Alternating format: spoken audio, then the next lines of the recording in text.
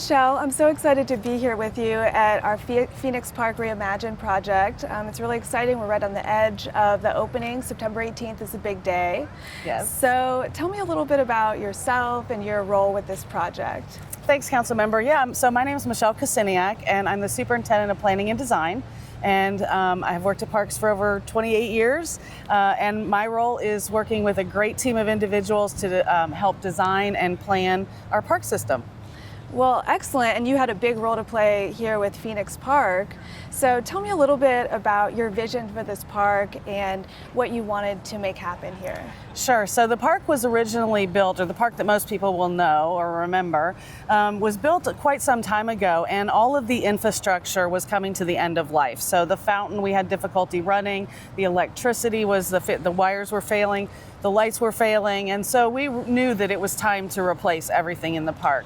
And so we sat down with a consultant and we scheduled a plan to really reach out to all the community members that live around Phoenix Park, the business partners, the nonprofit partners, lots of people who in our community who are vested in downtown. And we listened to what they said, and then we ourselves at Parks, of course, our mission is to improve life or enrich life through Parks program and play.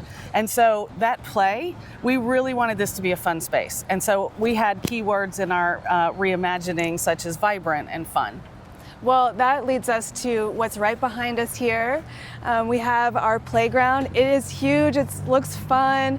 Tell us about how you incorporated safety into this and thought about the families and some of the elements of the playground. Just tell us a little bit more about it. Right. So we want playgrounds to be welcoming and we want them to be safe. Mm-hmm. Safe doesn't necessarily mean, though, that it's boring. And so as you'll see behind us, we do have a very high structure for ages 5 to 12. We also have a smaller structure for ages 2 to 5. Nice. So age appropriateness is important. But we also wanted the kids to feel there was a little risk. And so inside enclosed connections, you'll find rope course challenges.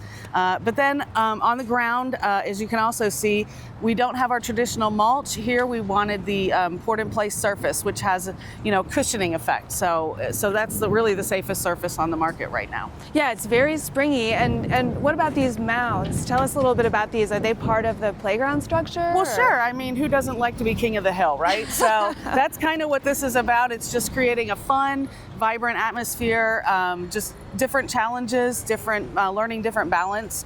Yeah. Great. And we know that there are a lot of kids who come down to the downtown library who are going to be playing here, but there are a lot of households that are really close to this park, and it's part of a kind of larger park system. So there are about, 1,400 households within a 10-minute walk? At least. Somewhere between 1,500 and 2,000, we think, as of the last statistics. And so it's really important to us. Our goal, and Mayor Gorton's goal, is to have a green space or park within 10-minute walk of everybody's home. And so we have to remember that while this is downtown, where a lot of people just visit every once in a while, there are people that live downtown and they need parks as much as we do out in the suburbs. Yeah, and speaking of parks and some of the features of this one, the dog park over here, that's the only dog park aside from Gatton Park on the town branch within New Circles. So I know that we did a lot to enhance that dog park. Can you tell us a little bit about the features of that area of the park? Absolutely. So that was, and we didn't know Gatton was going to have a dog park when we started our planning in this park. It was a pilot project, even predating that.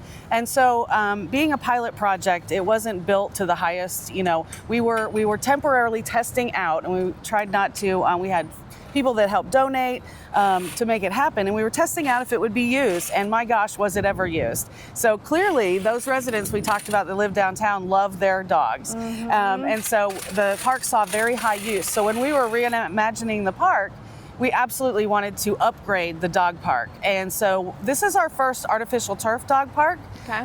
And it's got shade and it's got nicer fencing. And so I think everybody will be really pleased with the experience. Well, excellent. I know that when we were getting input about what people wanted to see in the park, they talked about the dog park and how important it was, especially if people are visiting downtown, if they're living downtown, dogs need a place to run and play. Absolutely. And this one's going to get a lot of use.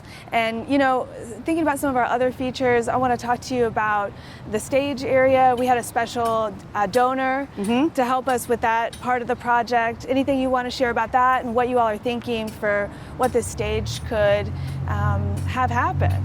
Yeah, so the stage is a donation specifically from the Knight Foundation through Bluegrass Community Foundation, and we're already programming events. We're already lining up a queue of events for the remainder of this year and looking ahead to next spring. Lots of different cultural events, from lunch with the arts to some weekend events for the families that want to come down. So look for all of that on the park's website. That's so fun, and we know that all of these different elements help to bring the park to life, but a big important part of it would be the people who come here and can connect with each other and all the activity that we're going to see here. And speaking of people, we added an amenity that we think is really important, and it's special in its own way. Tell us about the bathroom. This was a big point of conversation with council, and it's been a big need for downtown. So this one is a pretty nice one. What do you want to share about it? So this is the first of its kind in our park system. We do know that when families come downtown, it's difficult to find a place to use the restroom if you have a toddler, or a child that needs to go to the restroom. And for that matter, if you're an older adult, you need to use the restroom. For all people. So we wanted it to be a good experience, and so we have implemented a self-cleaning restroom. So after every use, it cleans itself. It does a limited cleaning, and then after so many uses, it does a full cleaning and washes down every one of the surfaces. There's also safety features for those that might be uncomfortable with that idea. After 20 minutes, the door unlocks and opens, and you have to exit.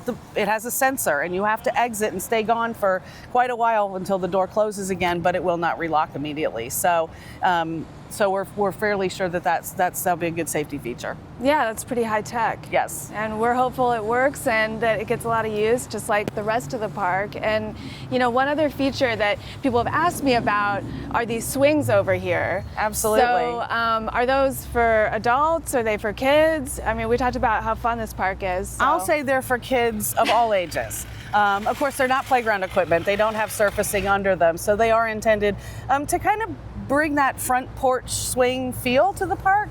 So we got 3 of them. We don't have these particular ones in any other park. One of the cool features is they do have lighting integrated, as does we have some shade structures that also have LED lighting integrated. Nice. Really, it's throughout the park, and that's to increase security and safety at night, so people feel comfortable. Yeah, so not only do we bring the park up in elevation, we added these elements so that we can activate the park in different ways. We added lighting. Those are all things that we heard from people who are stakeholders in this project, who care about the potential of Phoenix Park and what we built here today. And it's really exciting to see it all come together. And I appreciate your role in this process. I know so many people have been involved, and I think we're all excited to see kids, families, and people of all different backgrounds coming down here to this park. Well, we appreciate your support on the project, and we appreciate the support of all the council and the mayor on this. It was really time that this park needed to be reimagined, and we're looking forward to opening it. So, and there's one feature you're not going to see when it opens, if I could mention it. Of course. So this is our first fog feature. Oh, yes. And so we have LED lights that are integrated into a fog system. I think you'll probably note it. I'm excited to see it the night we do Thriller downtown. Ooh. I think that will showcase it really, really well. But for other times, it's a way to refresh in the hot temperatures without you don't need a bathing suit, you don't need anything, you're not going to get that wet, but it will have a cooling effect. So that was this is our first time using one of those in a park, so it's one of the firsts. And then we have another first in this park, besides the bathroom and the fog and the state-of-the-art dog park and the tallest playground I think we have, and the play structure, and the big swings. We also have a play feature for kids of all ages. It is accessible physically accessible, but it's also anyone from ages 2 up can play it. We have our first electronic playground game. It's called the Neos. Oh. And it's, for those of you that are old enough, you might remember the game Simon, where you follow this has Simon Says. Yeah, Simon, it's actually like an electronic game that the lights blink and you try to push them. Well, this has a game similar but has 7 other games that you can play by yourself or with friends. And we're really excited to introduce that. We think that it's a multi-generational, right? So it's designed for kids, but I encourage adults to use it too. Yeah, well, when we were having a little sneak peek of the park the other day, I saw some council members already playing around. So I think it'll get a lot of use, and we're just really excited about this park and the way that it's along Town Branch Commons, that it's part of a whole family of parks, and that it can really be a destination for people downtown. So thank you, and Phoenix Park Reimagined, we hope to see you all here. This is a really special place.